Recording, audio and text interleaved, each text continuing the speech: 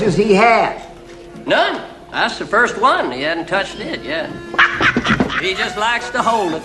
Hello again, Whiskey Whippers and Spirit Sippers. Wun Wun here again, and today we got another one. Today we're going to be breaking down another Aberlour. This one is Cask Anammth. Alright. I guess Anammth means rare cask in Gaelic, so this is Aberlour's rare cask selection. This is batch 3, it's non-chill filtered. This bad boy's ringing in at 48% ABV. That's right, 96 proof. We're about to be getting down on a big one today. Not quite the Abuna, but it is the Anammth Aberlour. Oh, it sounds wonderful. Oh, I really like the Aberlour 12. I saw this one in Costco, so I was like, you know what, let's check it out. Knew nothing about it, never heard anything about it. The 12 is like just a real smooth, easy kind of starter whiskey. It's a bit of a sherry monster, but it's just kind of more of like a sherry water. I mean, just real smooth and easy. This bad boy coming in at 96 proof is going to bring a lot more of the thunder, so I'm super excited to get into this one and check it out. Oh, these rubber tops. I forgot about that. Should have brought a knife. That was pretty smooth, actually. I like that. Let's get it. Oh, no pop. Weird, that rubber. Why they put that on there? Let's get it.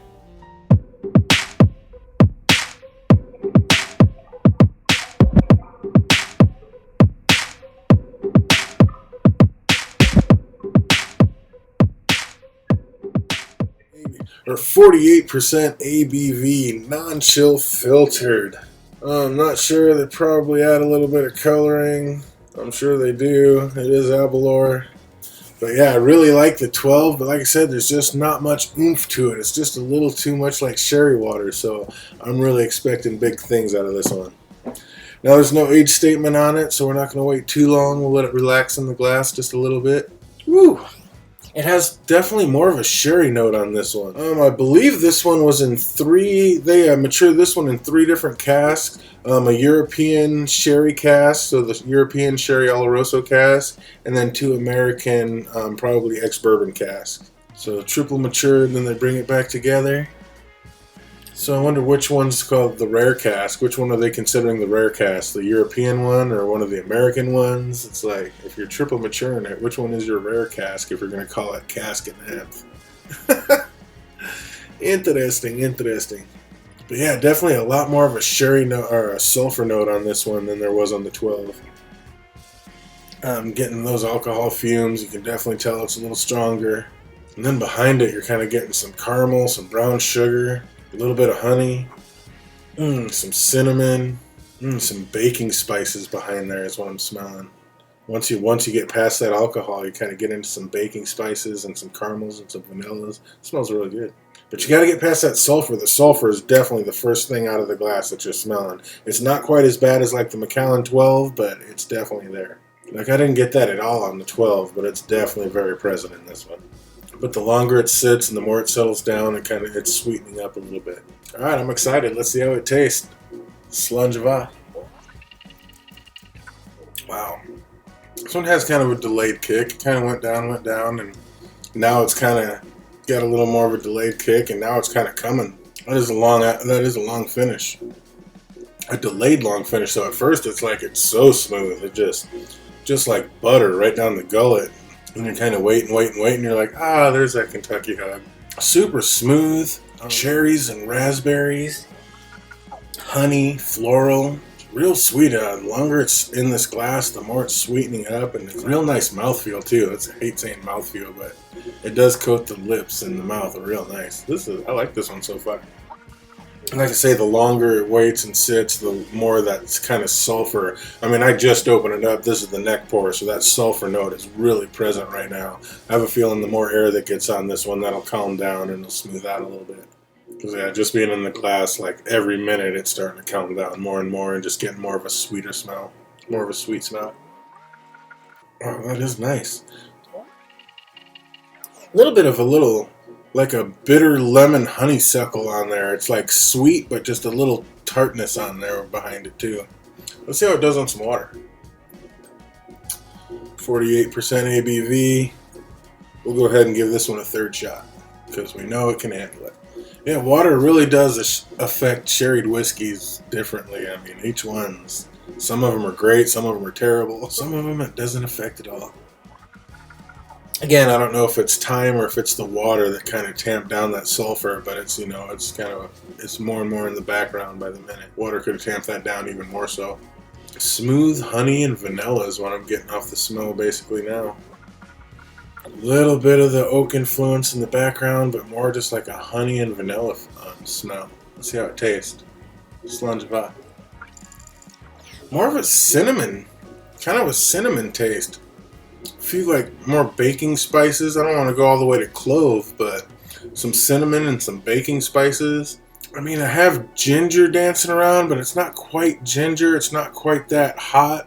But yeah, more of that, like that sweet and spicy going on. And that could be the proof, you know, dancing around with the sherry barrels. But I like this mix.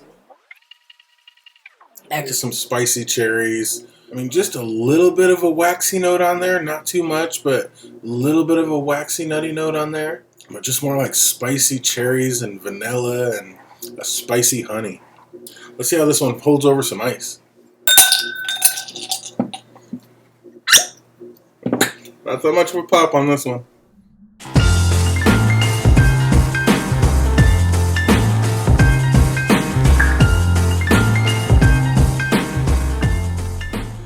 Full disclosure, this is my very first time doing back-to-back tastings, so if we're slurring a few words or forgetting a few things, sorry about that, trying to get through, and thought we were feeling alright, so we thought we'd go ahead and knock out another one. Since we had so many bottles backed up, it's like, let's start getting some of these things tasted. Plus, I just look at them on my shelves like, oh my god, I want to taste that. I have way too many open bottles, though. That's a problem. Especially with what's going on and nobody coming over to help me anymore. I mean, finally had a friend or a buddy show up the other day, and trust, I know he's been super like good about what you need to do and staying away and social distancing. But yeah, that was the first time pretty much all year. First company all year. Oh man, this one's got a little more malt funky with the ice on it. Lemon malt funk is what I'm getting on that. Let's see how it tastes before it gets too watered down. Cheers. Wow, the ice really kind of killed this one. It just kind of turned into a lemon water. I mean, you almost couldn't tell that was sherried. That was just like a lemon oak water. Wow, the ice really killed this one. If you just want it nice and smooth and just a little bit of a lemon oak water flavor, then yeah, put it on some ice and pound it right down. It goes down smooth like butter. But if you want to experience this one, put a couple drops of water in it, it opens it up and it starts getting a little bit sweeter. I think I like this one with a few drops of water on it the best. Oh man, not too shabby, not too shabby.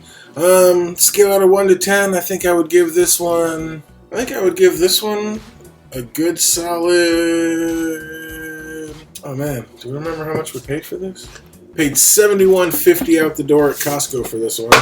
So that's with taxing. So $71.50. It's kind of up there. It's a non-age statement, but it does give you the extra proof. Not quite cast strength. I think I'll give this one a good solid 8.5. It's kind of right down the middle. It's good flavor. It's not the greatest, not the worst. I mean, just kind of right down the middle of the home plate. So yeah, nothing wrong with this one. I think I'd give it a good solid 8.5. $71.50. I mean, you're kind of getting up in there in price. It's a little pricey, but it does give you a little bit extra on the flavor and on the proof. So take some, give some.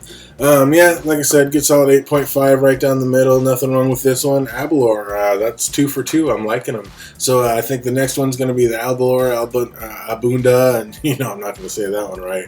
But yeah, and pick up the cast strength and see how that one fares out. So that's going to do it for me. Hope you guys have an absolutely fantastic rest of the week, and until we see you next time, Prost.